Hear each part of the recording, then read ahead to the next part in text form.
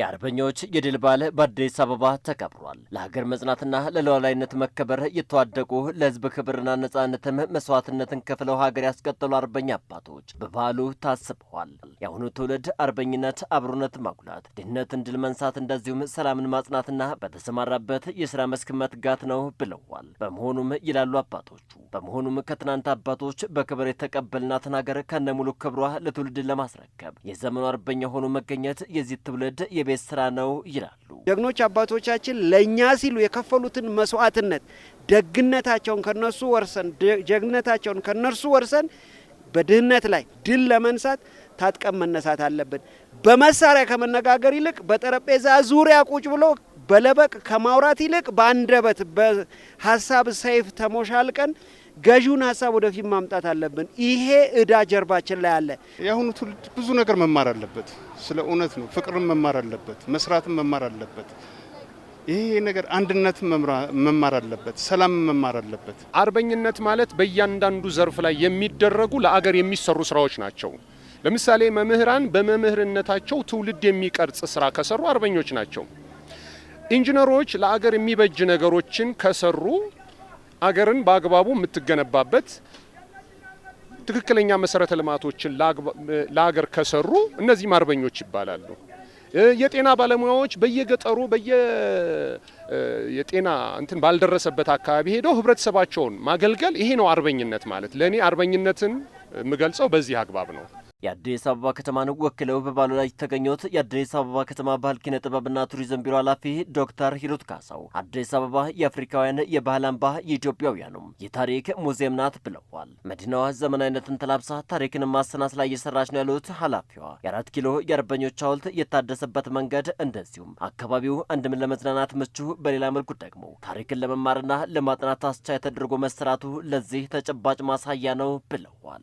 ከተማችን የሀገራችንን ብሎም የአፍሪካን ታሪክ የያዘች ከተማ ከመሆኑ አንጻር ታሪክን፣ ባህልን፣ ቅርስን የመጠበቅ ትልቅ ድርሻ እንዳላት ይታወቃል። ይህን የተሰጣትን ድርሻና ኃላፊነት ደግሞ ተግታ የኢትዮጵያን ታሪክ የሚያሳዩ ባህሎቻችንን የሚያንጸባርቁ ቅርሶቻችንን በሙሉ ቆጥራ ይዛ ከመቁጠር ባለፈም በሙሉ ክብሩና ዘመኑን በሚመጥን መንገድ ጠብቃ አድሳ አሳምራ እሴት ጨምራ እንሆ ብላለች። ታሪኩን በውል ያልተገነዘበ ትውልድ ትናንትን መረዳት ዛሬን ማስተናሰልና ነገን መተንበይ ላይ ይቸገራል ያሉት ኃላፊዋ ትውልዱ አንድም ታሪክን አዋቂ በሌላ መልኩ ደግሞ ታሪክን ጠባቂ ሊሆን ይገባል ብለዋል። ወላጆችም ይህን በውል ማስረዳት የአሁኑ ትውልድም ድህነት ላይ ድል እንዲቀዳጅ በመስራት የራሱን ታሪክ ይጽፍ ዘንድ ማስቻል ይጠበቃል ባይ ናቸው። ለሁሉም ነገር መነሻ ያስፈልጋል፣ እርሾ ያስፈልጋል፣ ልምድ ያስፈልጋል። ሁላችንም መሆን የምንፈልገው ነገር ሁሌ የምናስበው ያየነውን ነው። ስለዚህ ልጆቻችን ትውልዱ የአባቶቻቸውን ታሪክ ምን እንደሰሩ ማሳየት፣ ማስተማር፣ የራሳቸውን ታሪክ ደግሞ በምን መልኩ እንደሚሰሩ ቁጭ ብለው እንዲነጋገሩ፣ እንዲወያዩ እድል መስጠት ያስፈልጋል። የፌዴሪ መከላከያ ሰራዊትን ወክለው ንግግር ያደረጉት የመከላከያ ስነ ልቦና ግንባታ ዋና ዳይሬክተር ሜጀር ጀነራል እንዳልካቸው ወልደ ኪዳን የትናንት አርበኞች ልጅ የሆነው ጀግናው መከላከያ ሰራዊት ዛሬም እንደ ትናንቱ ሀገርን ለማስቀጠል ከነሙሉ ክብሩ ይገኛል ብለዋል።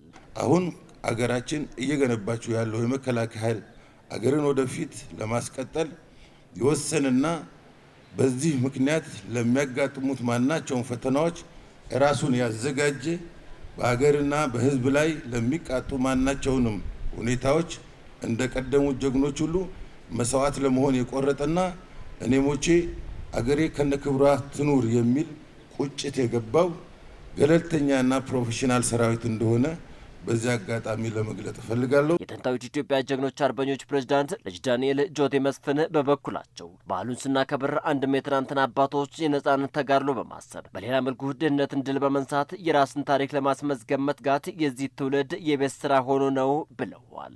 በአምስቱ የመከራም የተጋድሎ ዘመን ባለፉት አባቶችና ጀግኖች የሀገሪቱ ባለውለታዎች ሁሉ የሀገሪቱም የታሪክ ሀብት ነው። ይሁንና ይህን ሀብት እንዴት እንያዘው? እንዴትስ እንጠቀምበት? ይህንን ዘመን የዚህን ዘመን እድል ወጣቱ ዓይኑን ገልጦ በማየት እንዴት ለእድገት ይዘጋጅ?